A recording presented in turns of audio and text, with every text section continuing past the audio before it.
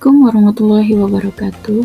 Saya Winalia, calon guru penggerak angkatan 11 dari SDN 32 Banyuasin 3, Kecamatan Banyuasin 3, Kabupaten Banyuasin, Provinsi Sumatera Selatan. Saya akan memaparkan tugas koneksi antar materi modul 2.3, coaching untuk supervisi akademik.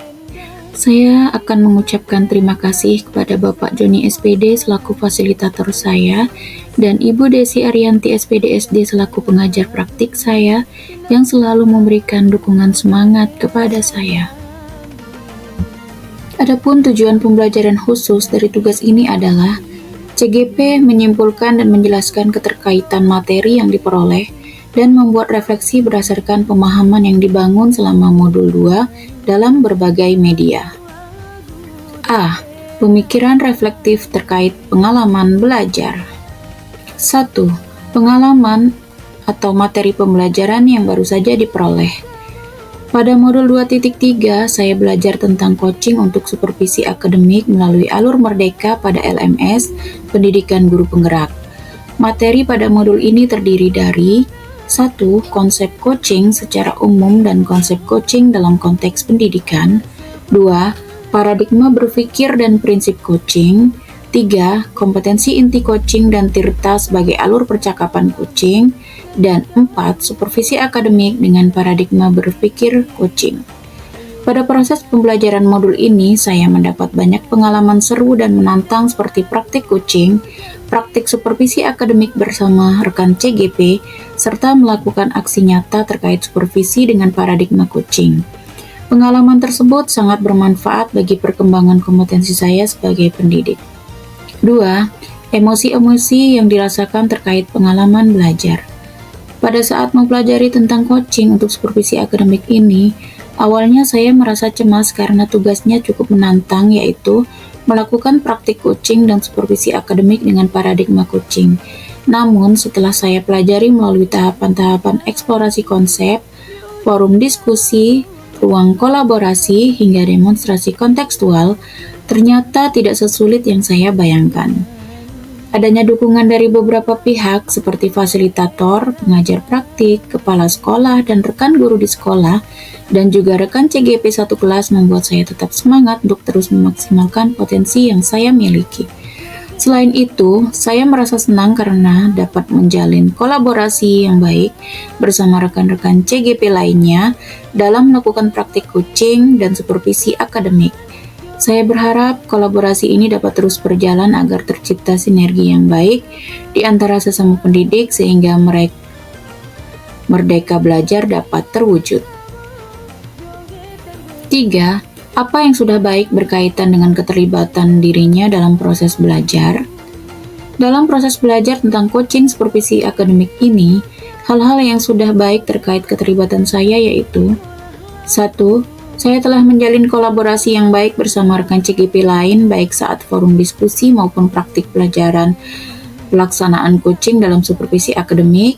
2. Saya dapat mencermati materi pada modul ini dengan baik dan mengimplementasikannya pada kegiatan belajar di kelas sebagai coach.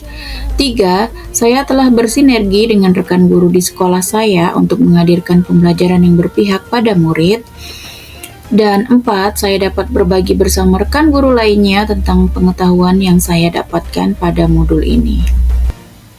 4. Apa yang perlu diperbaiki terkait dengan keterlibatan dirinya dalam proses belajar? Hal-hal yang perlu saya perbaiki di masa yang akan datang terkait dengan keterlibatan saya dalam proses belajar yaitu 1. Manajemen waktu dalam melengkapi tugas-tugas pada LMS.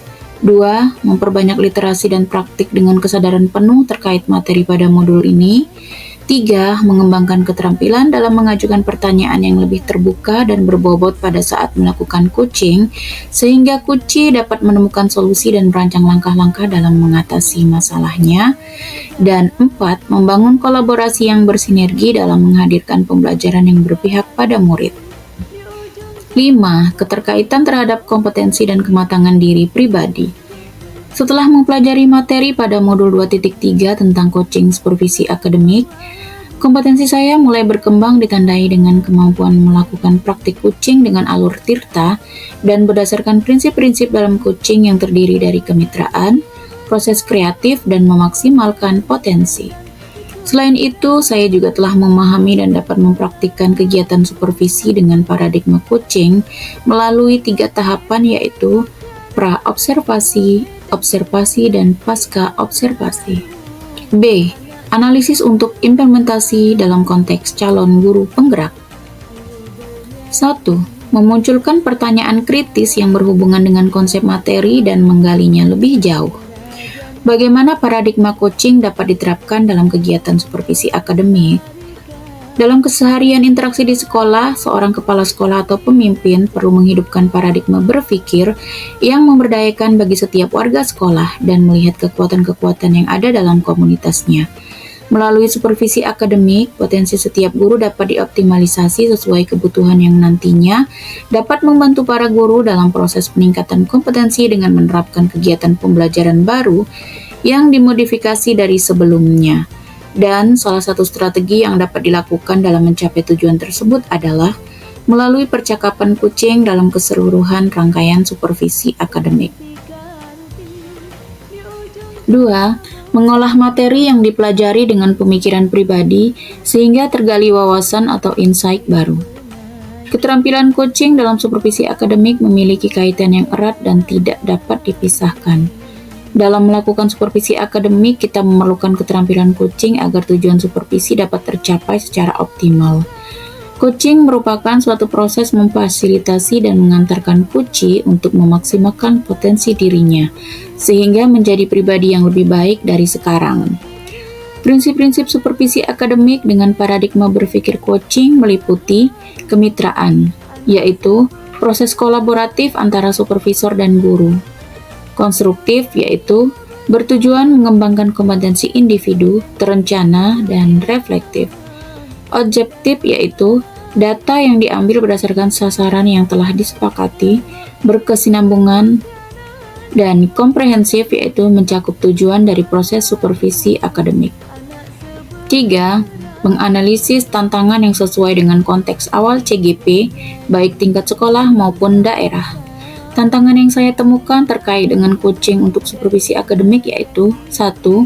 Banyak guru yang menganggap bahwa supervisi akademik adalah formalitas saja yang dilakukan secara rutin untuk mengukur kemampuan guru dalam mengajar.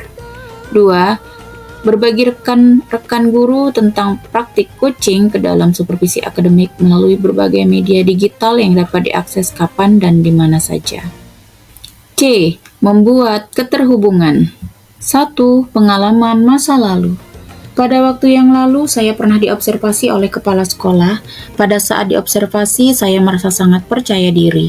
Karena melalui observasi, saya bisa merefleksi kegiatan pembelajaran yang saya laksanakan kepada murid. Pada saat itu, saya mengajar materi rangkaian listrik sederhana dengan media pembelajaran interaktif dan menggunakan model pembelajaran Project Based Learning atau PJBL. Menurut saya, kegiatan observasi tersebut berjalan dengan lancar. Kepala sekolah terlebih dahulu menyampaikan informasi atau rubrik penilaian dan instrumen observasi sebelum diobservasi atau pra-observasi, dan kemudian mengamati proses belajar mengajar yang saya laksanakan. Setelah selesai mengajar, beliau memanggil saya untuk berdiskusi terkait hasil observasi dan memberikan feedback yang membangun. Dari feedback tersebut, saya merefleksi kegiatan pembelajaran yang saya lakukan dan membuat rencana tindak lanjut untuk perbaikan di masa yang akan datang. 2. Penerapan di masa mendatang. Melalui program pendidikan guru penggerak, saya telah mendapatkan wawasan yang bermanfaat tentang coaching untuk supervisi akademik. Di masa yang akan datang, saya akan menerapkan 1. Paradigma berpikir coaching dalam pelaksanaan kegiatan pembelajaran agar dapat memaksimalkan potensi yang dimiliki murid. 2. Menjadikan supervisi akademik sebagai upaya dalam meningkatkan kompetensi guru untuk mewujudkan pembelajaran yang berpihak pada murid. 3. Konsep atau praktik baik yang dilakukan dari modul lain yang telah dipelajari. Modul 2.1. Pada modul 2.1, saya telah mempelajari tentang pembelajaran untuk memenuhi kebutuhan murid. Saya telah melakukan praktik baik berupa diferensiasi pembelajaran. Saya telah melakukan asesmen pembelajaran untuk memetakan kebutuhan belajar murid, memvariasikan metode, konten pembelajaran, serta memberikan penilaian kepada murid untuk mempresentasikan hasil belajarnya sesuai dengan minat atau gaya belajarnya. Modul 2.2. Pada modul ini, materi yang dipelajari adalah tentang pembelajaran sosial emosional. Praktik baik yang saya lakukan adalah mindfulness dengan teknik stop pada murid untuk menciptakan suasana kondusif pada saat pembelajaran.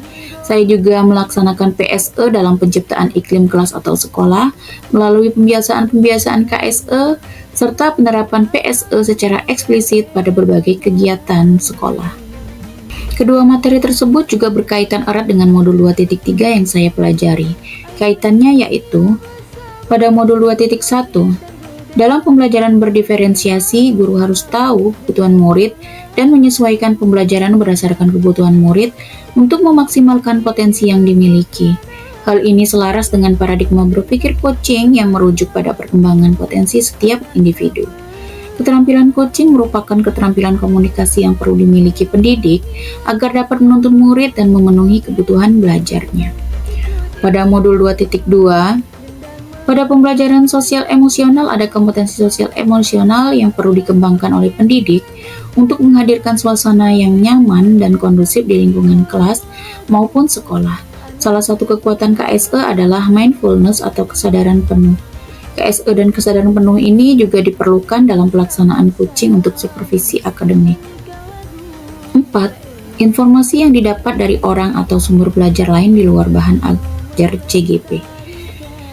Permendiknas nomor 13 tahun 2007 tentang standar kepala sekolah dan Permendiknas nomor 12 tahun 2007 tentang standar pengawas sekolah atau madrasah menjelaskan bahwa tugas supervisi sekolah meliputi tugas merencanakan program supervisi akademik terhadap guru dalam rangka meningkatkan profesionalisme guru. Kepala sekolah yang baik tidak sekedar melakukan perencanaan yang baik, tetapi juga membimbing guru dengan baik pula.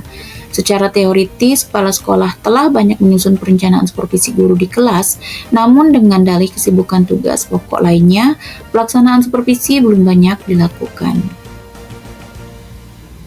Demikian tugas koneksi antar materi modul 2.3 saya. Salam guru penggerak. Terima kasih atas perhatiannya. Wassalamualaikum warahmatullahi wabarakatuh.